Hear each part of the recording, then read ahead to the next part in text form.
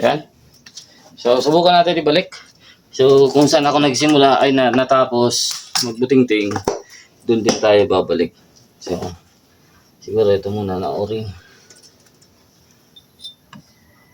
May diskarte kasi na itong o-ring. Pag namali ka dito, papasok ito sa loob.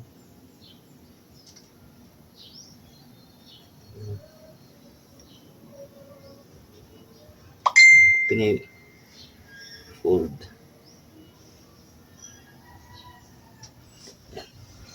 Gamitan natin ng flashlight para may sayas natin yan.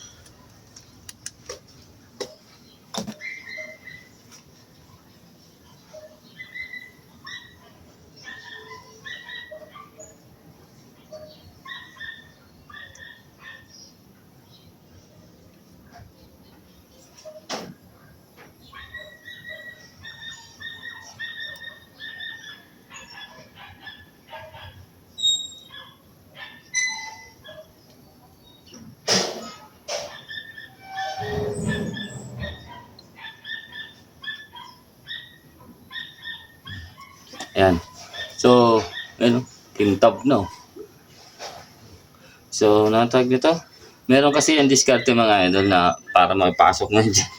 Pag hindi ka marunong, di mo maipapasok. So, ito naman. So, dito, ang diskarte dito. Ito.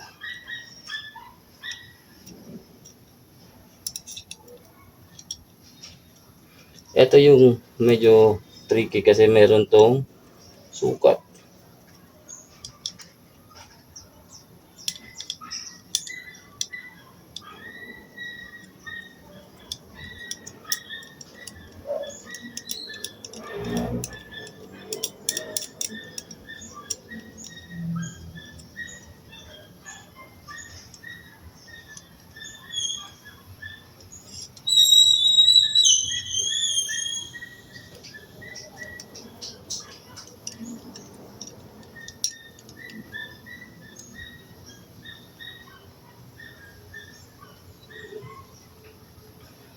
Okay? So, pwede ko na ibalik ito.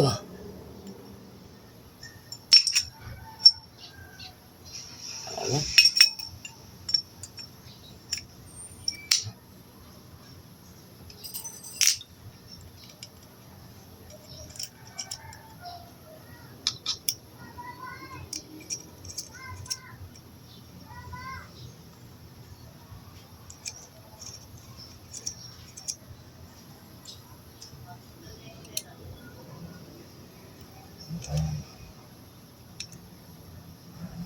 Okay. Ito.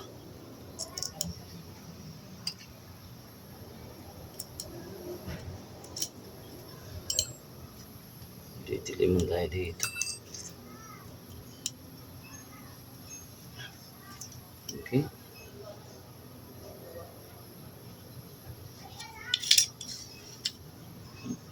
Ngayon, yung block. Ito. So, gusto ko ito makita para malaman natin yung kanyang transfer port.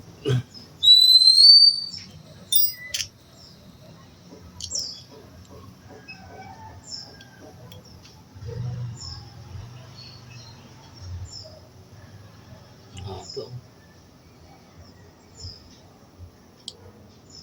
So, grab screw nga ito. Gusto ko sana ito matanggal. Kaso mahirap eh.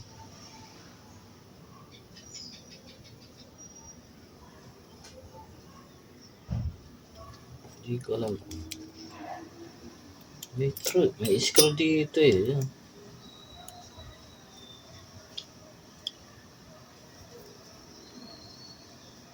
Hindi matanggal. May screw siya dito sa loob.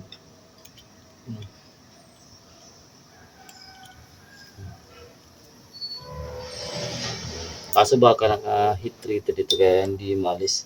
Palagay ko yan ang grab screw nito. Para mahugot mo ito pa labas. Dapat malis yun. So anyways, ito balik na lang natin. Hindi naman natin mabubuksan yan.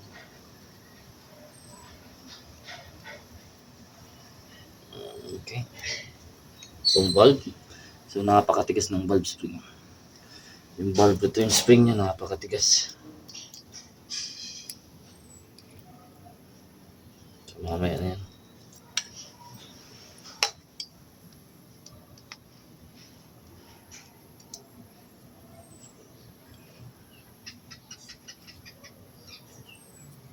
Okay.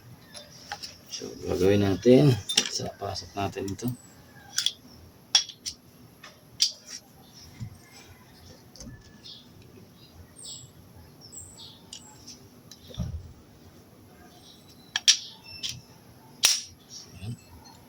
Then,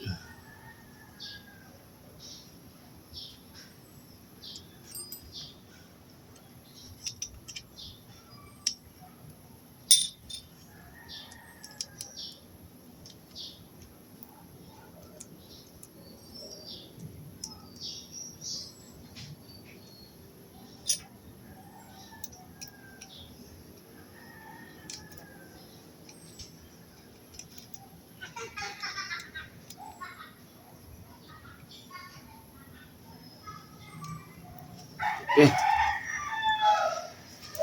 Set up.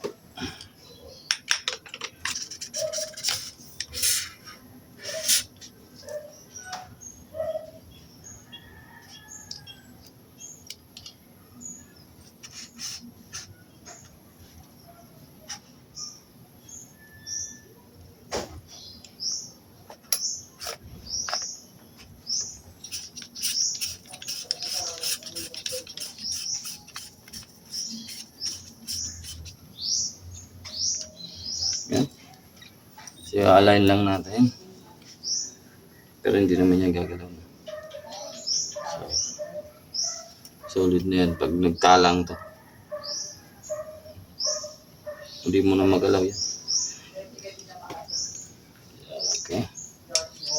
Lock muna natin ito. Tapos try natin kung okay yung cap niya.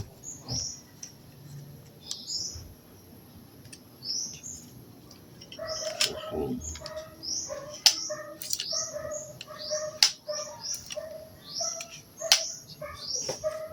spring. Hammer spring. Hammer touchdown.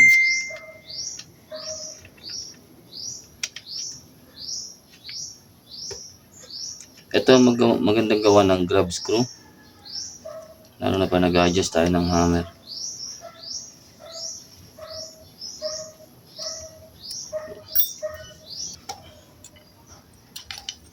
Tapos,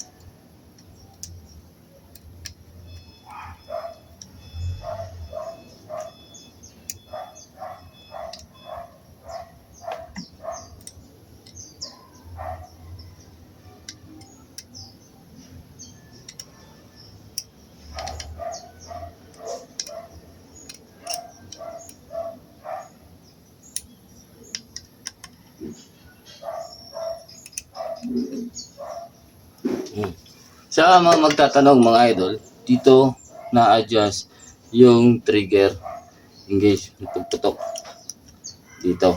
Ito. So, yung slack or yung second stage or first stage ng trigger pull, dito yan. So, try natin to lagyan ng spring.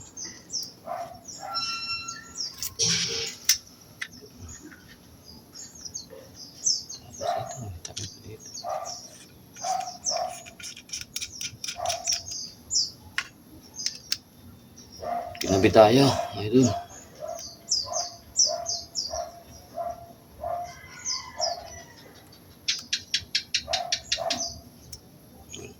Try natin kung kaya na makak. Yun. So, goods naman kasi wala tayong may space tayo para sa mags. Then, engage.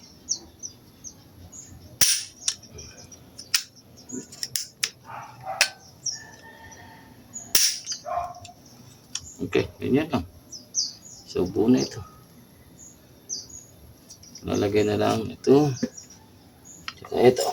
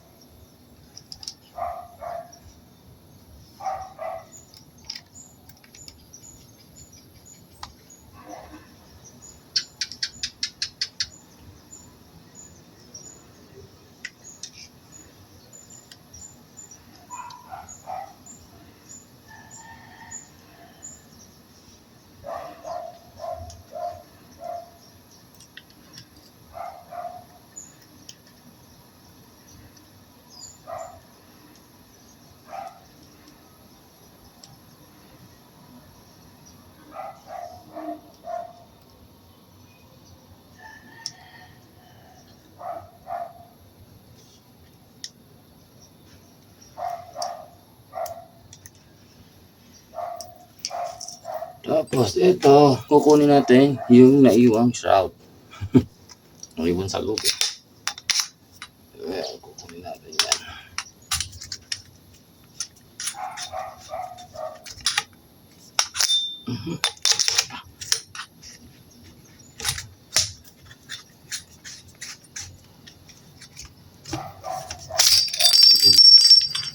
Ayan, hubog lahat. Okay.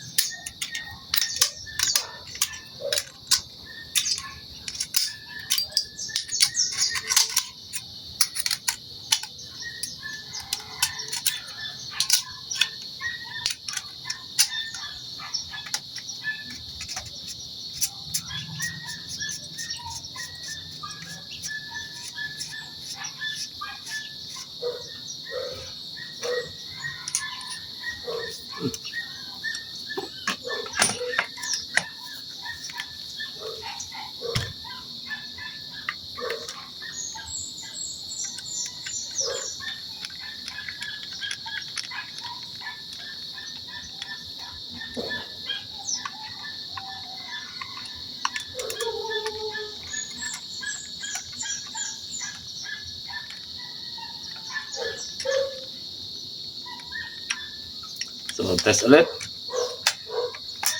Ayan, kak. Okay. Good.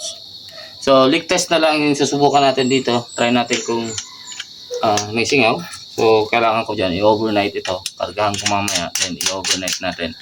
Try natin kung sisingaw o hindi. So, ayun. Ganun lang pagbaklas mga idol. So, ito na lang yung kulang natin na kailangan natin matanggal at malaman kung paano. So, gusto ko kasi linisin yung hammer. So, gusto kong i-polish yung hammer nito. Pero hindi naman siya magaspang. Smooth naman na. So, okay na yung chamber natin. Binabaan ko yung rig output natin. So, hopefully, walang singaw para dire-diretso tayo. Wala naman tayo ditong gap. So, goods naman. So, mahigpit naman ito. Ayan. Ayan na, idol. Buna. Ganun lang, kasimple. Bilis. Ginabi tayo. Maraming salamat sa inyong panonood mga idol. Hanggang dito lang. Take care. God bless. Peace out.